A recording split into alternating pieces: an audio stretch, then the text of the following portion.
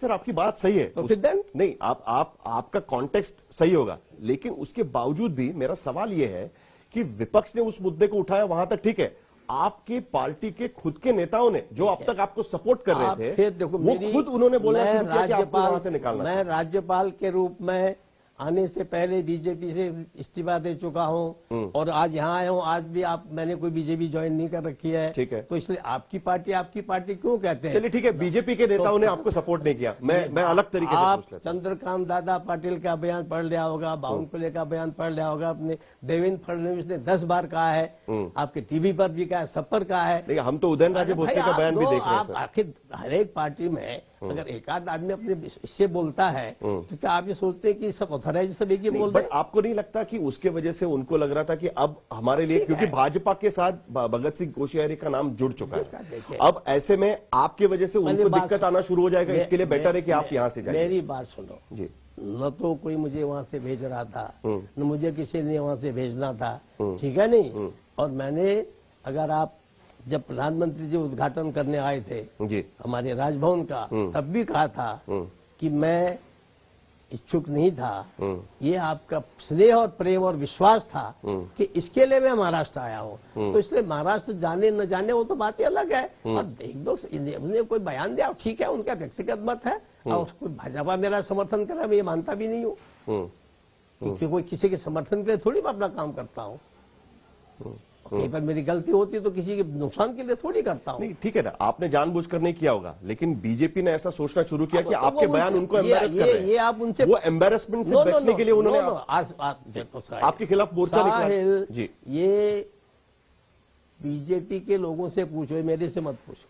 अभी आपका बीजेपी से कोई संबंध नहीं है? नहीं, बीजेपी माने बीजेपी, ये वहां के लोगों को आपको लगता था, उनसे पूछो, मुझसे क्यों पूछ रहे हो? मुझे तो कोई लगता ही नहीं। ठीक है, मेरा बयान सही था जी, मैं ये मानता हूं कि मेरे बयान में कहीं कोई कमी नहीं थी। सर 3 साल आपने महाराष्ट्र में बिताए, एज अ गवर्नर आपने बिताए। जैसे मैंने शुरुआत में कहा कि आप जब आए तब लग नहीं रहा था कि राजनीतिक स्थिति कुछ खास बदलेगी, क्योंकि चुनाव में बीजेपी शिवसेना जीतेगी ये तो दिख रहा था, सारे एग्जिट पोल बता रहे थे, सारे ओपिनियन पोल बता रहे थे, और उसी तरीके से हुआ, लेकिन पॉलिटिकल सिचुएशन बदल गई। मुझे सवाल ये पूछना है कि क्या ये जरूरी है कि हर जगह पे जहां पर बीजेपी का शासन नहीं है, जिस राज्य में, वहां पर राज्यपाल और वहां की राज्य सरकार का संघर्षमय पूरा कालखंड रहे? आपने भी उस संघर्ष को फेस किया, आपने अकेले पर वो फेस किया, क्योंकि आप उस चेयर में बैठे हुए थे राजभवन में, जो भी आरोप लग रहे थे उससे आप ये नहीं कह सकते कि भाई मेरा उससे लेना देना नहीं, क्योंकि आप उस चेयर में बैठे हुए थे। ये माहौल कहां से पैदा हुआ है? क्या जो कांग्रेस के समय में हुआ करता था, क्या वो इस समय में भी होना चाहिए?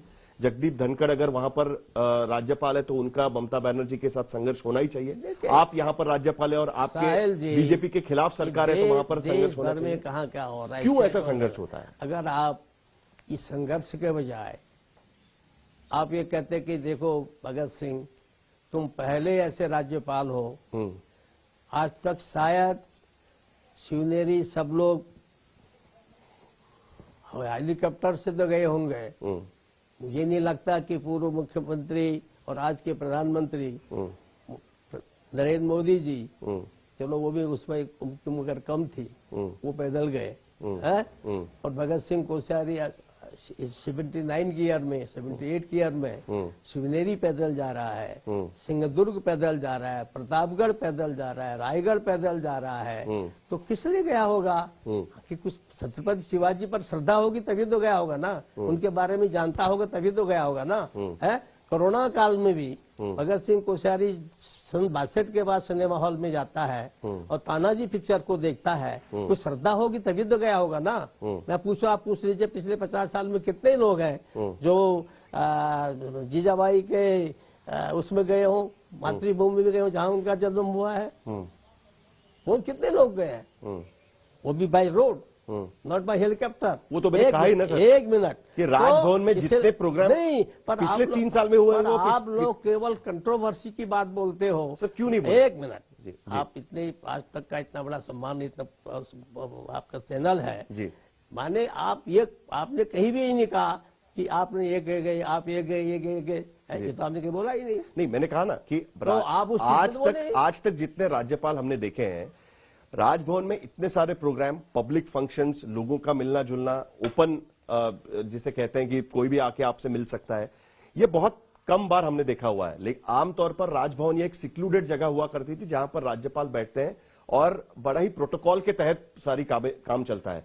लेकिन चूंकि एक अलग स्थिति महाराष्ट्र में पैदा हुई, उसकी वजह से आप हमेशा चर्चा में रहे, ये बात भी तो हमेशा देखनी पड़ेगी। मैंने कहा आपको ना जी कि और मेरा सवाल उस पर यह है कि राज्यपाल और राज्य सरकार का संघर्ष, क्या ये एक नॉर्म बन चुका है कि जहां पर बीजेपी की सरकार नहीं है उस राज्यों में राज्यपाल और राज्य सरकार का संघर्ष बना रहेगा? तमिलनाडु में हम देख रहे हैं, महाराष्ट्र में हमने देखा, बंगाल में हम देख रहे हैं, झारखंड में अब जहां से बैस आए हुए हैं वहां पर भी वो संघर्ष देखा गया। अब ये तो आपके अध्ययन का विषय है और मुझे लगता है आप उस संघर्ष से गुजरे, इसके लिए आपको पूछ रहा जो हूं। राजनेता हैं, जो बड़े बड़े पॉलिटिशियंस हैं, फिलोसोफर्स हैं, राजनीतिक विचारों के बड़े कॉलमनिस्ट हैं, ये उनसे चर्चा करिए और उनके माध्यम से अगर आप इस संघर्ष न हो आगे, इस प्रकार की कोई अच्छी चीज चाहते हैं, कोई अच्छी चीज आप निकाल सकते हैं, तो मैं आज तक क्या कल तक भी आपका सम्मान करूंगा और जन्म भर तक सम्मान करूंगा।